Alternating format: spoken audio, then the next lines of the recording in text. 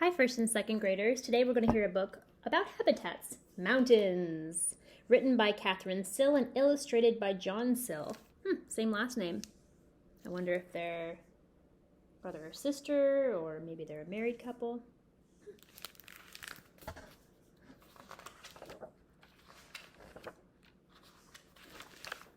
About habitats, mountains.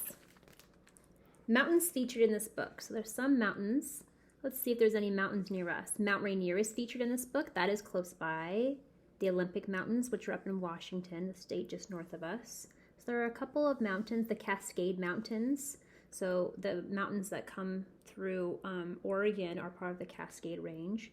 So we'll see some mountains nearby, as well as the Rocky Mountains. I was born outside the Rocky Mountains. The Teton Range, Mount McKinley in Alaska, the Appalachian Mountains on the East Coast, Blue Ridge Mountains, Mount Mitchell, the Alps in Europe, Dolomites, Mount Everest, the Himalayas, Mount Kilimanjaro in Africa, Fergana Mountains in Africa, and the Andes Mountains in South America. Some of the many, many, many mountains of the world. Mountains are places that rise high above the surrounding land. This is Mount McKinley in Alaska. And there's a caribou.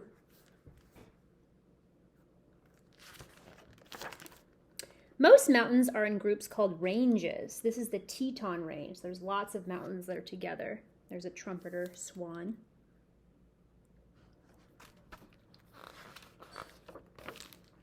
A few mountains stand alone. This is Mount Kilimanjaro, and these are African elephants. So it's just standing by itself.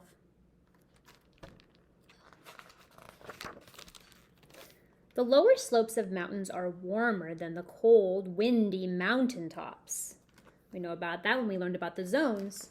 So even here you can see that this is the tree line here where the trees stop growing, right? We know that there's conifers. Here's a conifer here. And then deciduous trees. I don't see any deciduous trees necessarily in this picture. And that is a black woodpecker.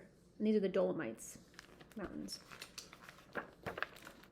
Some mountains have high peaks that are always covered with ice and snow. Plants and animals are not able to live on the highest mountain peaks. This is Mount Everest in the Himalayas. Just snow, snow, snow. Up there in the snow field. Some mountains have rounded tops and are covered with trees. These are the Appalachian Mountains. So these ones don't have that snow field because they don't get maybe high enough for it to be too cold up there. Maybe not as many zones. Many kinds of plants and animals are able to live in warmer mountain forests. This is Mount Mitchell of the Blue Ridge Mountains. We see a black bear, a broad-winged hawk up above, an eastern chipmunk. Tiny little thing right there.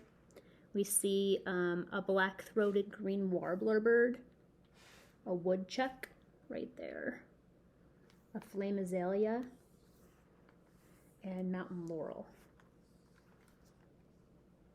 I think this is that laurel? I'm not exactly sure which one's the laurel.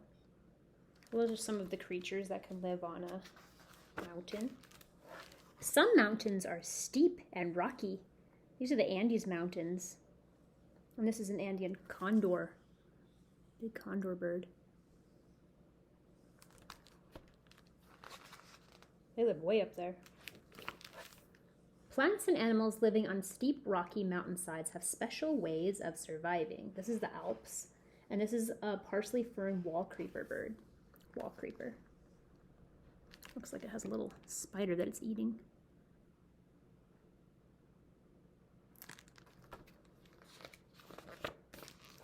Plants in high rocky areas grow close to the ground for protection from strong, cold winds. This is the Rocky Mountains.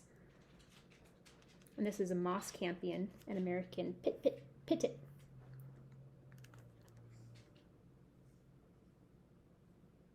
I noticed that there's flowers, so I'm wondering what pollinators are up there. Do the birds pollinate?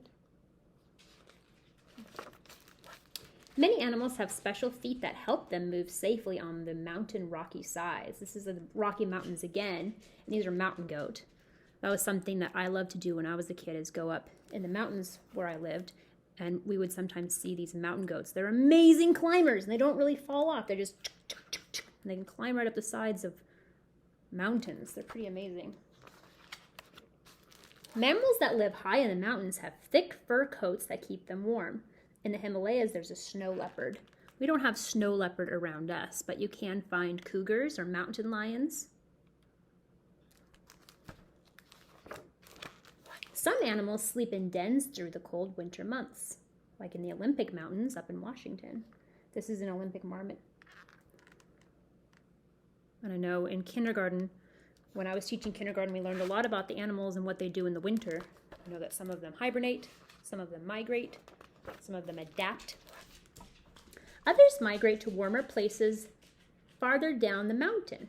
This is Mount Rainier, that's up in Washington, in the Cascade Range. And this is a gray-crowned rosy finch bird. They're pretty. I like that rose color on them. So that was what we were talking about, right? Migrate. They migrate, so they maybe they live on the mountain sometimes, and then maybe they move when it's too cold. Many people live and work on mountains. These are the Andes Mountains. There's like a little farm down there. Someone working in the farm. They have rows of something growing. I wonder what it is. Maybe some, looks like bushes maybe. Streams and rivers that begin in mountains provide fresh water for people. This is called the, I might not be pronouncing this right, Colasaya Falls in the Appalachian Mountains. So there's all the snowfield on top of a mountain, and when some of that starts to become unfrozen, and in the spring when it starts to get warmer, it starts to trickle down, and it turns into these rivers and streams that flow water.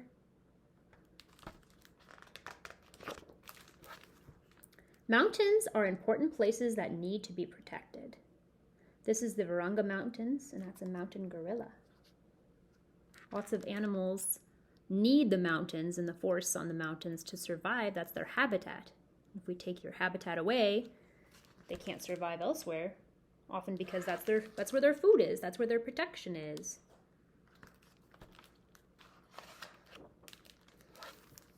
And then here are all of the pictures that we saw earlier. Let's go to some of the ones that are close to us. Let's see.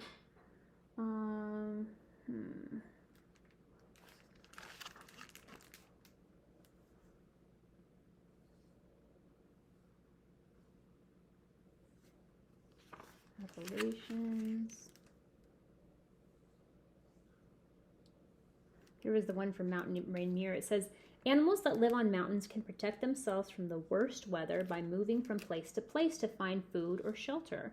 When the snows begin in autumn, gray-crowned rosy finches migrate to the lowlands where it is warmer. In spring, they move back up the mountains where they nest in cracks along rock cliffs.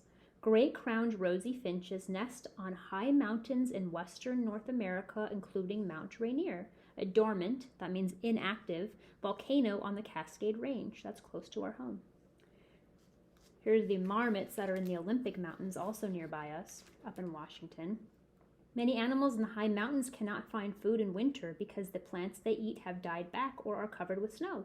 Olympic marmots live in family groups that hibernate in the same burrow from September to May. Sharing the burrow may help them to stay warm. Olympic marmots are only found in the Olympic Mountains in the northwest United States. They eat grasses and other green plants. Well, that's kind of special. That's an animal that only lives there.